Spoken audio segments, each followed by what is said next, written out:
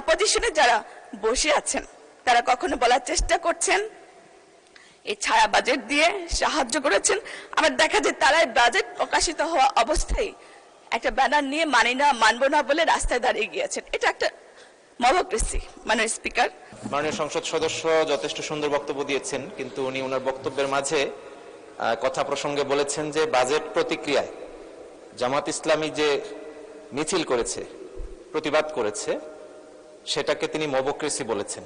আমি এই শব্দটি এক্সপান্স করার জন্য আপনার মাধ্যমে অনুরোধ করছি।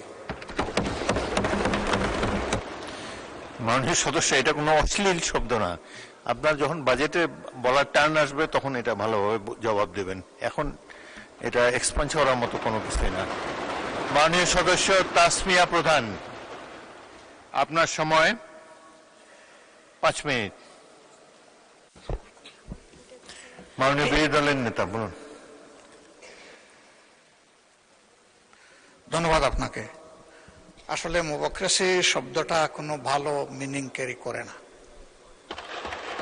ডেফিনেটলি এটা একটা অবজেকশনেবল শব্দ, এবং আমার ধারণা তিনি খেয়াল করলে এটা বলতেন না, বেখেয়ালে বলে ফেলেছেন। কারণ এই ধরনের বাজেটের প্রতিক্রিয়া আমরাই করি নাই প্রথম, এর আগে সেভারেল টাইমস আমরাও করেছি, বিএনপিও করেছে, অনেকেই করেছে। তাইলে কি সবকিছুই মবক্রেসি ছিল? আমার মনে হয় যে এই শব্দটা এখানে বেমানান এবং এটা এক্সপান্স করাই উচিত। ধন্যবাদ আপনাকে। মাননীয় সদস্য, মবক্রেসি এখন একটা কমন টার্ম হয়েছে, সবার বক্তৃতাতেই এটা শোনা যায়। তো এটা কোনো অশ্লীল শব্দ না। মবক্রেসি এটা অসংসদীয় কোনো কিছু বলে আমি মনে করি না।